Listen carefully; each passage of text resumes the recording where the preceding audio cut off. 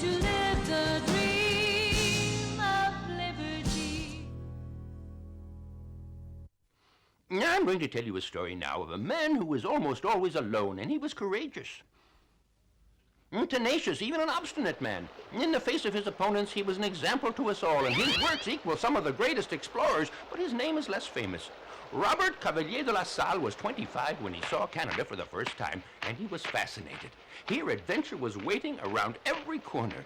To answer this call to adventure, he abandoned the robes of the Jesuits. Yes, he had become a Jesuit to please his father, but now his father was dead.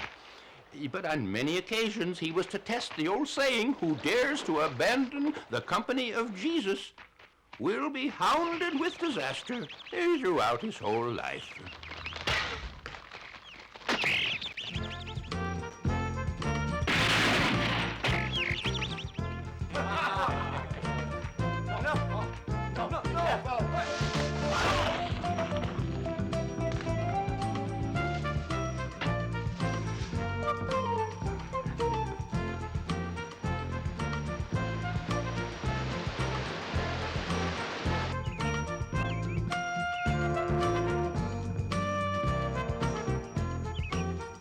Well, here it is, the Ville Marie that was to become Montreal.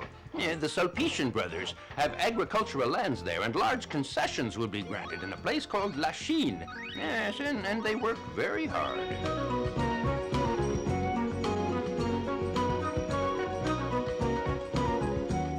Now, living conditions have changed a lot since Champlain's time. Lescarbot's instruction was now bearing fruit. Now they didn't have to wait anxiously for a boat from France to bring them food for their survival. Well, there were only a few thousand French, and here they were outnumbered 3-1 by the Dutch, and 20-1 by the English.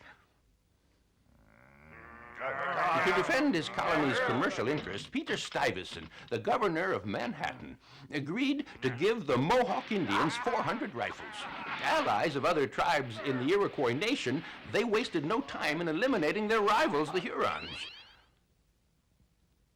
And so the Hurons begged the French to help them, to take them into their protection as they had been promised, and at least to give them weapons. But it was all in vain. Well, before, the forces were just about equal between the tribes, but now, well, those 400 Dutch rifles tipped the balance, and coupled with the French refusal to help, the Hurons were crushed. This destabilized the whole region, and the whole equilibrium of North America was like a house of cards. The Dutch helped themselves to Swedish territories. Then, the English, in turn, took over the Dutch territories.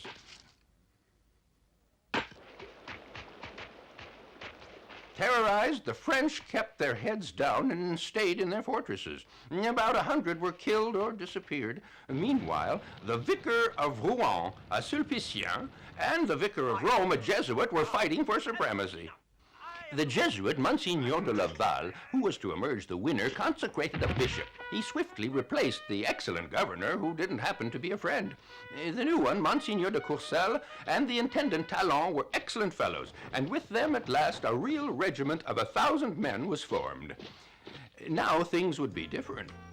These daughters of the king we're waiting for are from excellent families, good breeding, often orphans. They'll make excellent wives for you, with royal dowries, of course. If you marry one of them, you will be given lands to cultivate. You will prosper, and the right to trade in skins, hunting, and fishing rights.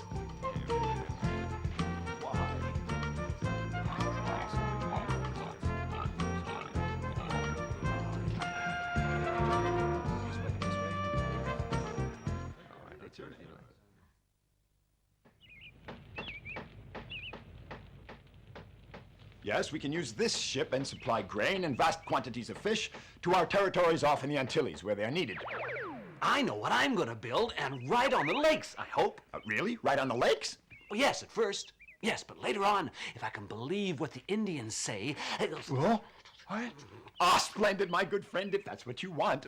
You have my permission to explore the West. I grant you a commission. Come in.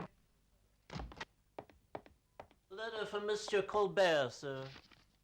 The Jesuits, whose piety and zeal have done much for the people of this land, have gone beyond the limits set down for them.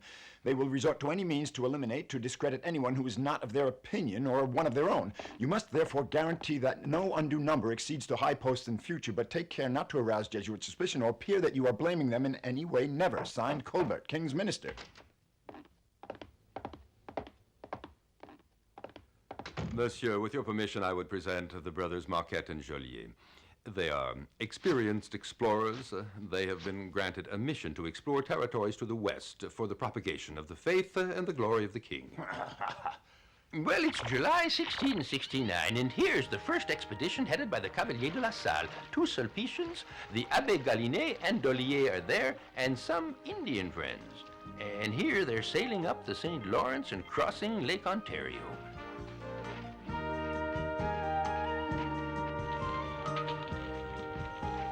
Oh, great chief. What?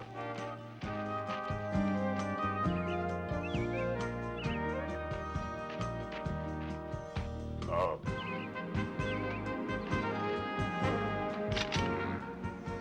Thanks, Paleface.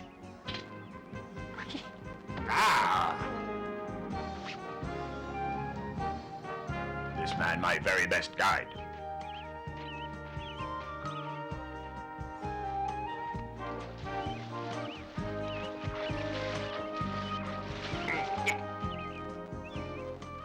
Good day, Mr. LaSalle. Oh, yes, I left a few days before you did. I went all the way to Lake Superior. We have heard there is a copper mine there. The governor ordered us to find it.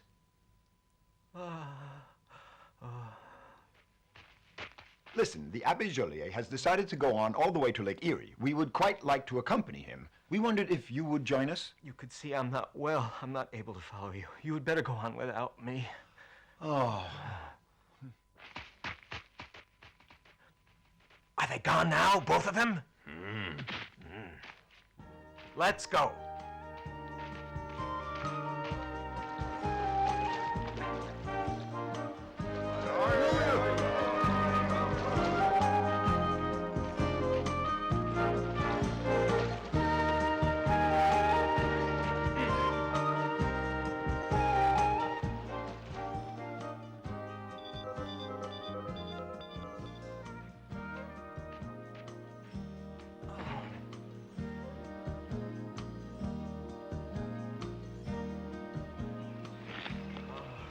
Here he is alone, exhausted, and with no food in a hostile land 2,000 kilometers from home. He was to live on herbs and hunting and on handouts from Indians that he would meet occasionally, and this continued for 2 years before he would return. Do you know many men who would have endured that? Yes, but he was a strong, hardy fellow, de La Salle, and early in 1672, 2.5 years after his departure, he returned to Ville-Marie. Good heavens! 1 year later, Frontenac, the new governor, arrived in Quebec. He's a man of high qualities and a distinguished soldier, loyal and brave. It's certain that he and de La Salle would be pleased, but not as enemies. On your expeditions, you must go in force, Excellency. I know Indians well, sir. You must impress him. They are highly impressionable, believe me. Right here is where I think we must construct our fort. I'll call it Frontenac. It will be the first permanent link in a chain, which should mean we can maintain French domination here, sir. My lad, be on your way. Yes, we're going to build Fort Frontenac, and you work well. Go and prepare it for my visit. Very important that. Now, and remember to build a good road between Ville-Marie and Lachine. Is this really the best time for such a journey? You are aware, Your Excellency, a number of Dutch vessels sailed from Manhattan to attack Quebec. Your place is here along with your men and not going off on adventures. Thank you for your opinion, Father de Blon. I will give the matter my consideration.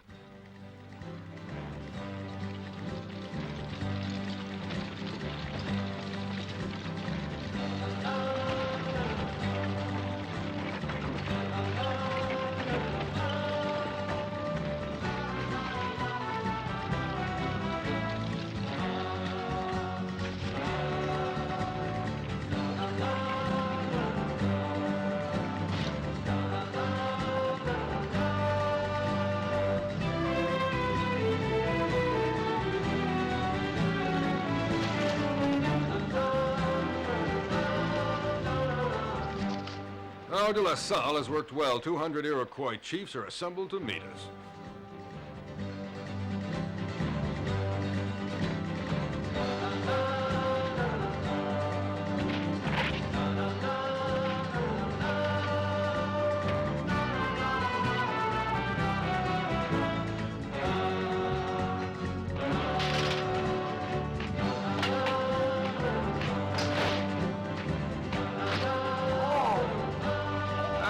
All these gifts are to your liking. It is in this way that our two peoples can bring mutual friendship and prosperity together for centuries.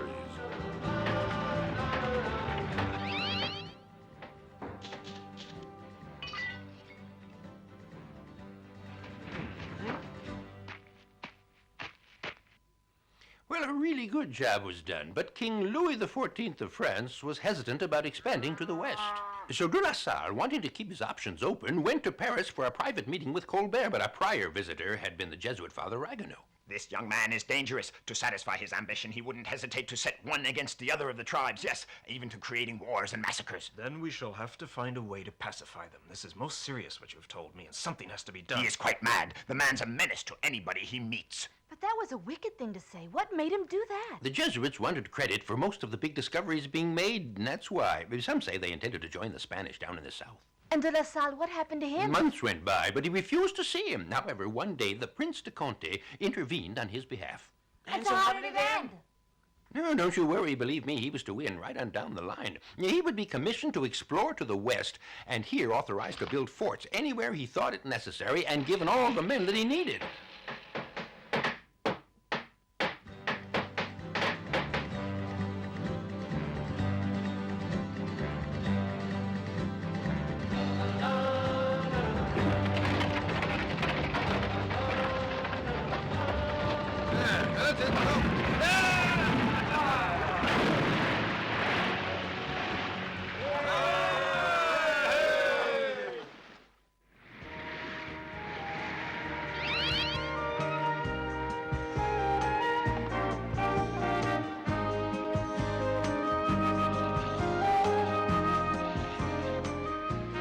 Take a look at this.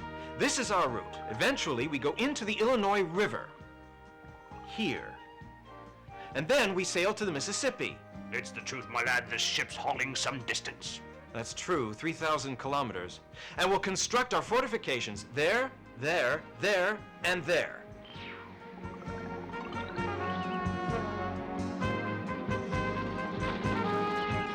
You see over there, it's my warehouse. Huh? Dubois, Laval, Hervé, what are you doing here? And just why aren't you all building boats now? Haven't I dealt fairly with you? Didn't I give you a substantial advance on your salaries? I want an explanation! Of course, Matthew, he's going to explain it to you. When we got to Crèvecoeur, they told us it was crazy trying to build boats here, and the Griffin would never make it this far, and we shouldn't try to stay because those Indians were hostile, and we'd all be killed. And so we figured that the best thing that we could do was get away. But all the 6 others deserted, took away 1,000 pounds of supplies all with them. Now you tell me, who said that? I can't really tell you who said it. And in which direction did the deserters go? He asked you which direction they took. Come on, you answer, or I'll whittle your ears to points. North to Sault Ste. Marie. It's my pleasure to go and capture all of them. If you haven't come back, and we're ready to sail, you come and join us at Miami.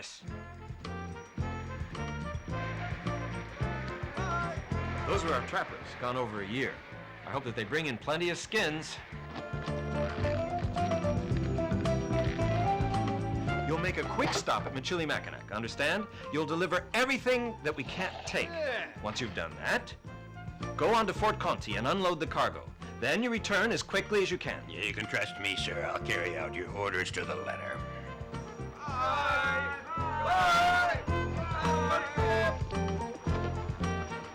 don't know why, but somehow I'm troubled by that pilot. I'm sure I've seen him before. He reminds me of someone, but I can't place him. I mean, it's trouble. The man is a good pilot, and I must do everything I can to protect the supplies. We'll be needing them if we're going to succeed. Yeah, it's only premonition, no more. Besides, it's your decision. You're the man who's in charge.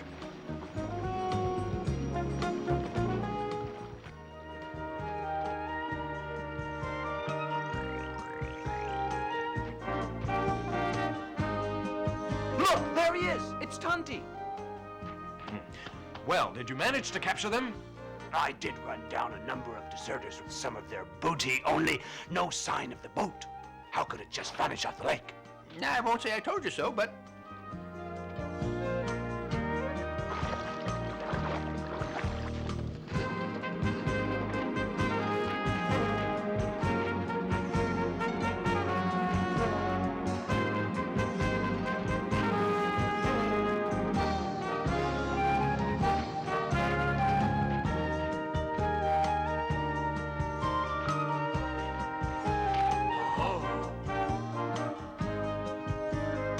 Oh, that meat.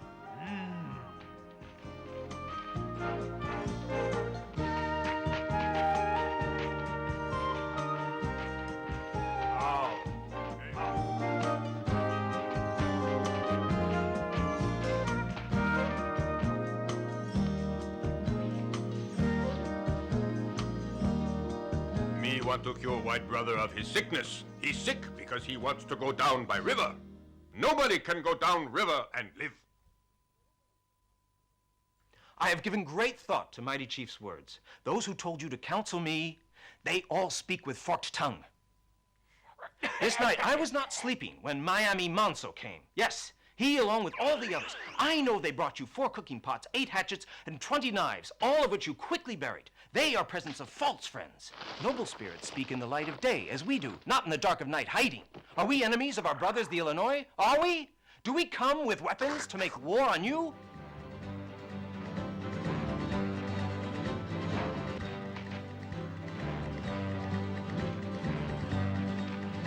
There's no more cord or nails. Can't do anything without them. I'll go to Fort Frontenac and see what's going on. I'll return with reinforcements and supplies. Going in winter, you'd have to be crazy to try it. Don't worry, I'm used to doing it. You will guard the fort at Crèvecoeur until I come back.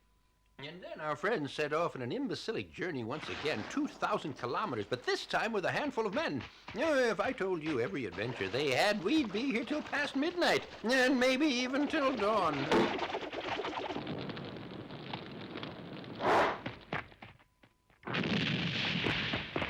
Anyway, finally arriving, you can imagine in what state, arriving at Fort Frontenac, Tonty's news reached his ears. Meanwhile, when the cat's away, the mice will play, and a revolt breaks out at Crèvecoeur, and there seems to be somebody behind it. Oh. Some deserters have been spotted at Lake Ontario. It looks like they went that way. After them!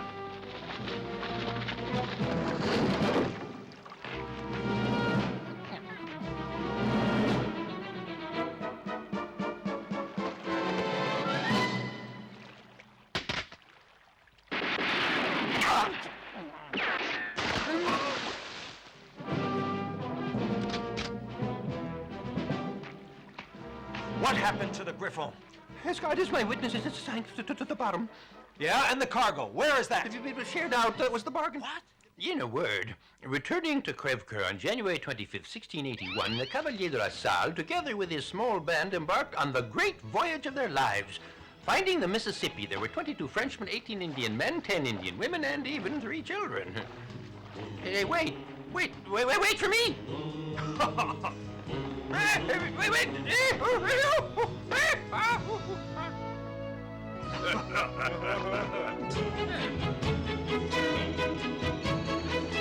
Look, we're parallel to another river.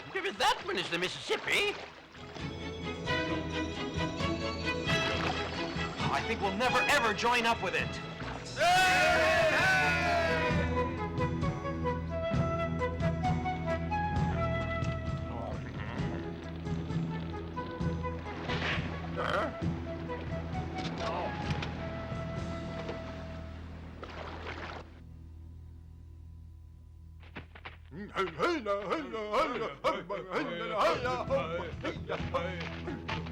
Well, finally, after 2 months on the river, with one adventure after another...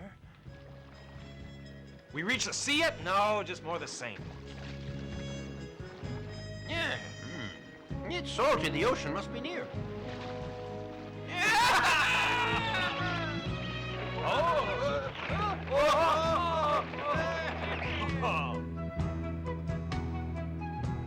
In In the name of His Majesty Louis XIV, King of France and Navarre, I hereby claim this land, Louisiana.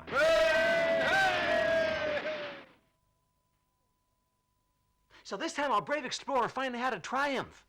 Well, that would be altogether too simple. The trouble was, the new governor, a simpleton named de la Barre, wrote to King Louis that all of de Salle's discoveries were useless. He was kicked out of Canada. That wasn't right. Returning to Versailles, Robert did manage to convince the king to name him governor of Louisiana. And here he is with 4 ships and 300 volunteers off to find the mouth of the Mississippi River and found a colony there. He has under his command a certain ship's captain who was to be no help at all, Captain Beaujeu. San Domingo will be a port of call. We'll unload the sick there. Now then, set a course for Little Gold. But that wasn't what he said. Eh? Am I captain or is he? Do it! We'd better set a course for the west, otherwise the current will carry us too far east. I would say the mouth ought to be right here. This is our course. And I still say you will drift too far east. Well, The best thing you can do, Captain, is button your lip. You have already lost us 1 ship, and it was entirely your fault. We're too far to the west, Captain. You will instantly order this ship to turn about. You hear, Captain? Captain, are you aware I have given you an order?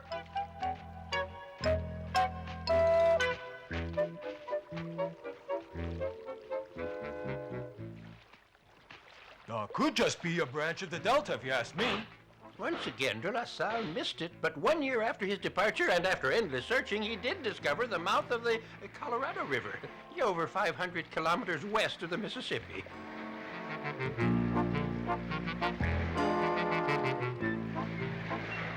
Careful, we're running over the buoys.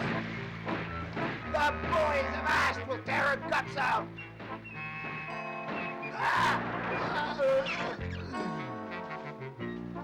There we are. He's found his Mississippi and my mission's done.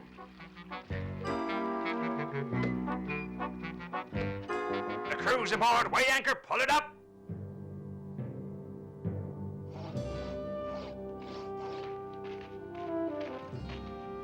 Well, It was a hard voyage. We found the way up the Mississippi. We'll go all the way up to Illinois, then come back down with reinforcements and plenty of supplies. grant them your everlasting help, Lord.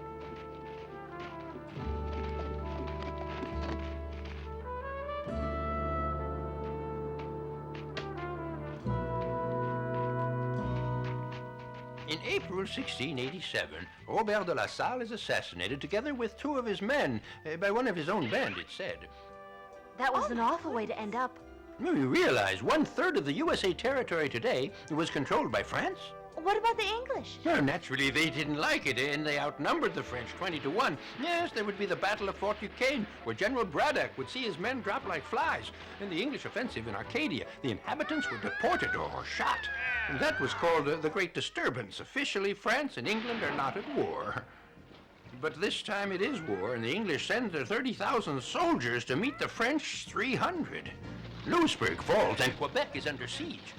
General Wolfe manages to infiltrate his men onto the Plateau of Abraham, thought inaccessible. Wolfe, then Montcalm defending the field, fall, and Quebec falls, and then Montreal.